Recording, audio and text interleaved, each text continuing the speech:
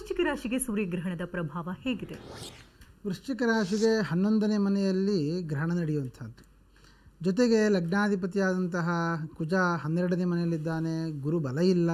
ಹಾಗಾಗಿ ವೃಶ್ಚಿಕ ರಾಶಿಯವರು ತುಂಬ ಜಾಗ್ರತೆಯಿಂದ ಇರಬೇಕು. ಅದು ಹಣಕಾಸಿನ ವಿಷಯ ಆಗಬಹುದು, ವೃತ್ತಿ ವಿಷಯ ಆಗಬಹುದು, ಅಥವಾ ಕೌಟುಂಬಿಕ ವಿಷಯ ಆಗ್ಬೋದು. ಯಾವುದೇ ವಿಷಯದಲ್ಲಿ ಆದರೂ ತುಂಬ ಜಾಗ್ರತೆಯಲ್ಲಿರಬೇಕು. ಯಾಕಂದರೆ ಸ್ವಯಂ ನಷ್ಟ ಜಗತಃ ಒಂದು ಮಾನಸಿಕವಾದಂತಹ ತುಂಬ ವಿಪರೀತವಾದಂತಹ ಕಷ್ಟವನ್ನು ಎದುರಿಸಬೇಕಾಗತ್ತೆ.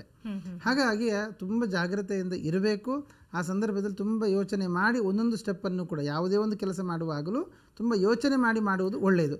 ಅಥವಾ ಕೆಲವೊಂದಿಷ್ಟು ದಿವಸಗಳ ಕಾಲ, ಒಂದು ವಾರದ ದಿವಸಗಳ ಕಾಲ ತಟಸ್ಥವಾಗಿ ಇದ್ದು ಬಿಡೋದು. ಯಾರು ಏನು ಹೇಳ್ತಾರೆ ಆ ಕೆಲಸ ಮಾಡ್ಕೊಂಡು ಹೋಗ್ತೇನೆ, ಯಾರು ಏನಾದರೂ ಹೇಳಿದ್ರೆ ಮಾಡೋದು, ಇಲ್ಲ ಅಂದರೆ ಇಲ್ಲ. ಈ ಥರದಲ್ಲಿ ಇದ್ದರೆ ಬಹಳ ಒಳ್ಳೆಯದು. ಇನ್ನು ಹಣಕಾಸು, ಆರ್ಥಿಕತೆ, ವೃತ್ತಿ ಜೀವನ ಹೇಗಿರುತ್ತೆ? ಯಾರಾದರೂ ಹಣಕಾಸು ಕೊಡಬೇಕು ಅಂತಿದ್ದಾಗ ಈ ಸಂದರ್ಭದಲ್ಲಿ ಬರುವ ಸಾಧ್ಯತೆ ಇದೆ. ಅದು ಬಂದರೂ ಕೂಡ ಅದು ಇವರಿಗೆ ಉಪಯೋಗಕ್ಕೆ ಬರುವುದು ಕಷ್ಟ. ಆರೋಗ್ಯ ಹೇಗಿರುತ್ತೆ? ವಸ್ತುತಃ ಆರೋಗ್ಯವನ್ನು ನೋಡುವಾಗ ಚೆನ್ನಾಗೇ ಇದೆ.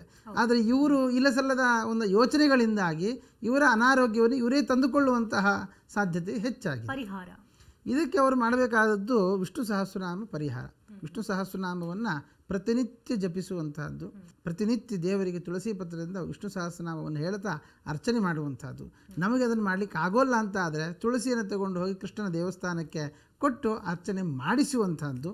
ಆ ಮಾಡುವ ಸಂದರ್ಭದಲ್ಲಿ ಒಂದು 10-15 ನಿಮಿಷಗಳ ಕಾಲ ಅಲ್ಲಿಯೇ ಕೂತು ವಿಷ್ಣು ಸಹಸ್ರನಾಮವನ್ನು ಜಪ ಮಾಡುವಂಥದ್ದು, ಒಂದು ಧ್ಯಾನ ಮಾಡುವಂಥದ್ದು ಇವರಿಗೆ ಬಹಳ ಅನುಕೂಲ ಆಗುತ್ತೆ.